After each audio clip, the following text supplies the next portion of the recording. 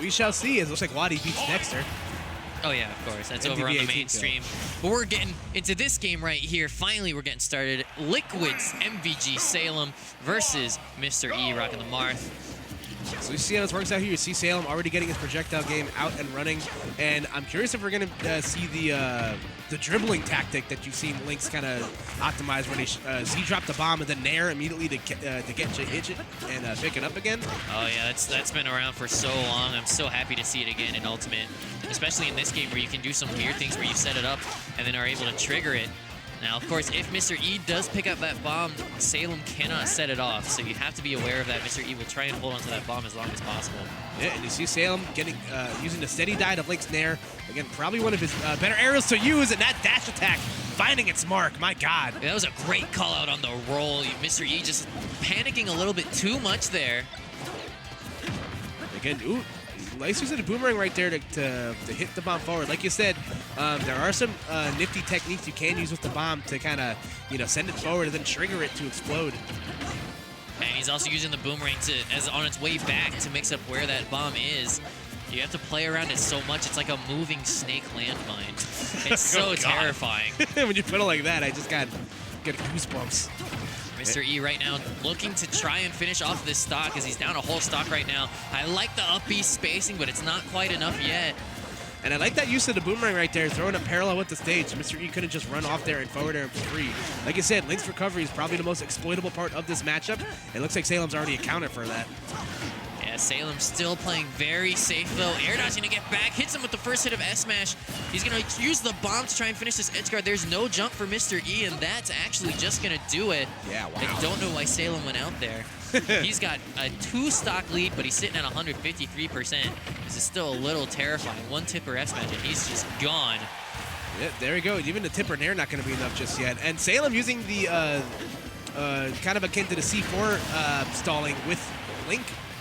But nonetheless, going to meet his demise right there. Yeah, he died almost immediately after doing that. It looked so impressive until he just died. But look at the damage combos. This is phenomenal.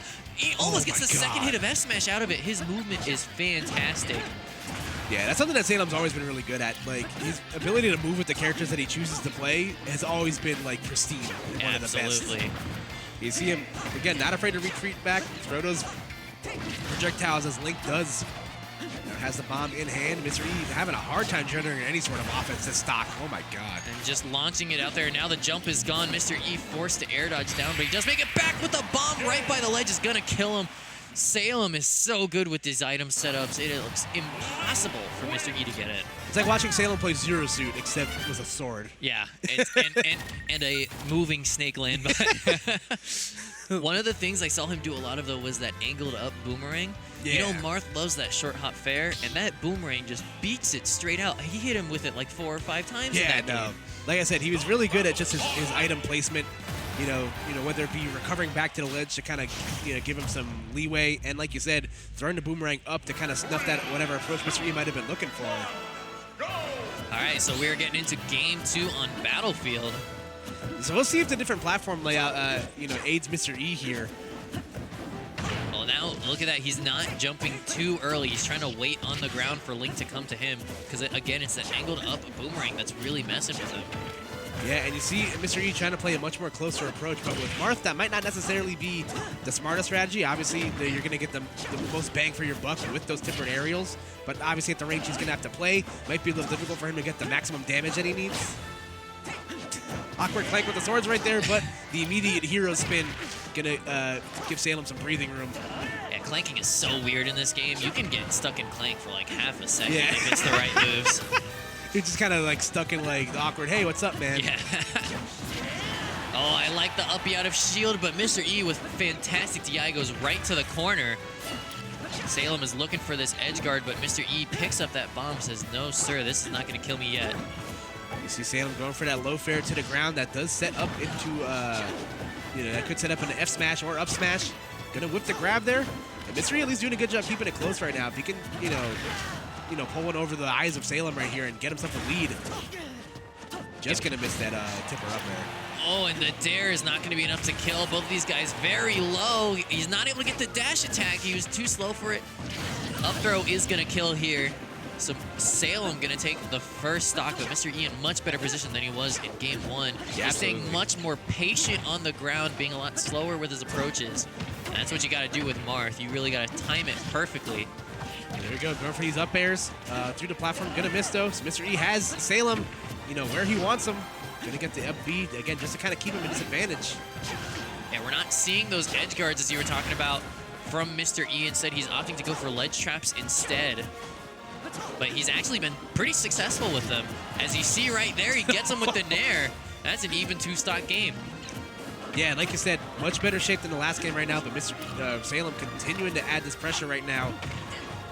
Again, just all the trajectory of these projectiles, making it really hard for Mr. E to kind of adapt on the fly. It's really hard when you're into the situation of things to know what's going to hit where.